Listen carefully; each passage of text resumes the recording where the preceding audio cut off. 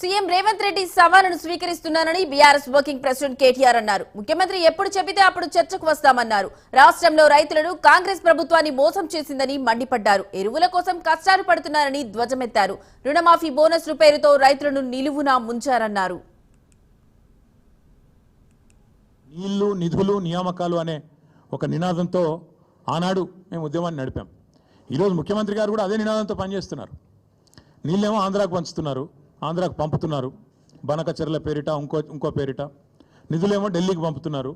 ఇక నియామకాలు మీకు తెలుసు, ఆయన అనుయాయులకు, ఆయన తొత్తులకు కొంతమందికి నియామకాలు మాత్రం ఇచ్చుకొని బ్రహ్మాండంగా వాళ్ళతో తెల్లారలేస్తే మమ్మల్ని తిట్టించే కార్యక్రమం మాత్రం చేస్తా ఉన్నాడు. నువ్వు అసెంబ్లీలో పెడతావా చర్చ, లేదా అంబేద్కర్ కాడ పెడతావా, కొండారెడ్డి పల్లెలో పెడతావా, చింతమడకలో పెడతావా, కొడంగల్లో పెడతావా, గజ్వేల్లో పెడతావా, ప్లేస్ నీ ఇష్టం, ఎక్కడంటే అక్కడికి వస్తాం. కానీ నువ్వు తప్పించుకపోయే బాబత్ మాకు తెలుసు. నువ్వు గ్యారంటీ ఏం చేస్తావు? ఈయనకి ఏంటంటే అలవాటు, బురద చల్తాడు, అవతల పడతాడు, ఇట్లా చల్తాడు, ఏదో మాట అంటే డైలాగే నేను ఎక్కడన్నా అని మళ్ళీ అవుతాడు.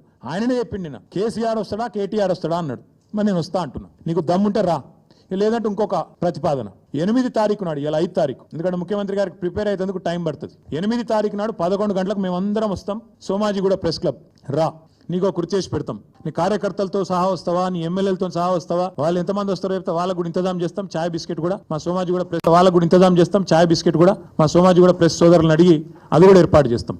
సోమాజిగూడలో ప్రెస్ క్లబ్ లో 11 గంటలకు 8 తారీఖు నాడు నేను రెడీగా ఉంటా. నువ్వు వస్తావా రావా నీ ఇష్టం, నువ్వే ఛాలెంజ్ ఇస్తున్నావు. రావాలని కోరుతున్నా. వస్తే సంతోషం, మీడియా ముందే చర్చిద్దాం. నీళ్లకు నీళ్లు, పాలకు పాలు. ఇవాళ బనకచెర్ల ద్వారా మీ గురువు గారు చంద్రబాబు నాయుడు గారు తెలంగాణ రైతుల గొంతు కోసి మరి గోదావరి నీళ్లను మళ్ళీ కిందికి తీసుకుపోయే ప్రయత్నం చేస్తుంటే మీరు ఎట్లా వంతబాడుతున్నారో తెలంగాణ సమాజం చూస్తలేదా? తెలంగాణ రైతాంగం చూస్తలేదు అనుకుంటున్నారా? ఈ జల దోపిడిని అడ్డుకునే ప్రయత్న భాగంలో మీరు ఎట్లా ఆంధ్ర ప్రయోజనాలకు వంతబాడుతున్నారో ఇవాళ తెలంగాణ సమాజం చూస్తలేదు అనుకుంటున్నారా? ఒక్కసారి గుర్తు చేసుకోండి అని చెప్తా ఉన్నా. మీరు రాహుల్ గాంధీ వరంగల్కి వచ్చి ఇన్ని మాటలు చెప్పిండు. ఒక్కటన్నా అమలైందా? ఇంట్లో ఒకటేసారి రుణమాఫీ అన్నారు.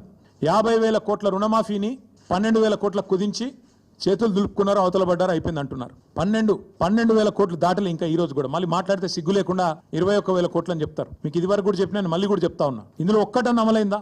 ఒక్కటంటే ఒక్కటి అయినా సిగ్గు లేకుండా మాట్లాడతారు. అట్లాగే ఎన్నో చేశాం, మీకు చెప్తే చాలా ఉన్నాయి. 2,603 రైతు వేదికలు కట్టినాం. 5,000 ఎకరాలకు ఒక్కొక్కరు చొప్పున అగ్రికల్చర్ ఎక్స్టెన్షన్ ఆఫీసర్లను పెట్టినాం.